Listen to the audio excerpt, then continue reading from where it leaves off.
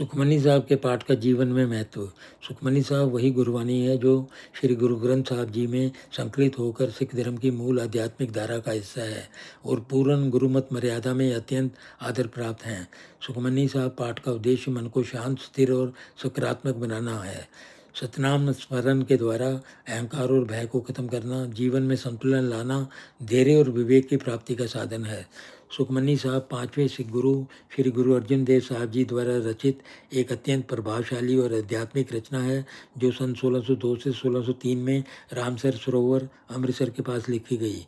इसकी शिक्षाएं जाति पाति, आडंबर और भेदभाव से ऊपर उठकर सार्वभौमिक कल्याण का संदेश देती है, जिससे यह रचना आधुनिक समाज में भी समान रूप से प्रासंगिक सिद्ध होती है।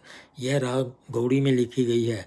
आरंभ में श्लोक और इसके बाद 24 अष्टपदियाँ, प्रत्येक अष्टपदी में 8 पद शब्द। 24 अष्टपदियों का अर्थ है जीवन के 24 घंटे यानी संपूर्ण जीवन पर ईश्वर स्वरूप का प्रभाव। सुखमनी का मतलब है सुख जमा मनी, जो मन को शांति और आनंद प्रदान करे। पाठ की विधि: स्नान कर स्वच्छ वस्त्र धारण करें, शांत और स्वच्छ स्थान का चयन करें, मन, वाणी और चित्त को केंद्रित करना, श्रद्धा से पाठ करना, तेजी नहीं दिखाना, अंत में अरदास। पाठ के समय आचरण: मन में द्वेष, गुस्सा और घमंड ना लाएं। बीच बीच में अर्थ का चिंतन करना। पाठ को नियम पूर्वक करना अधिक फलदायी होगा। केवल वाचन ही नहीं, आचरण में भी लाने का संकल्प।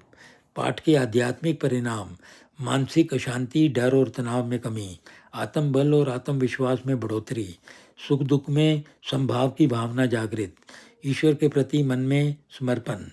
पाठ के सामाजिक और व्यवहारिक फल: व्यवहार में करुणा और विनम्रता आती है, सेवा और परोपकार की भावना जागृत होती है, नाम जपो, कीरत करो और वंशकों को मन से धारण करें, परिवार और समाज के पास आएं।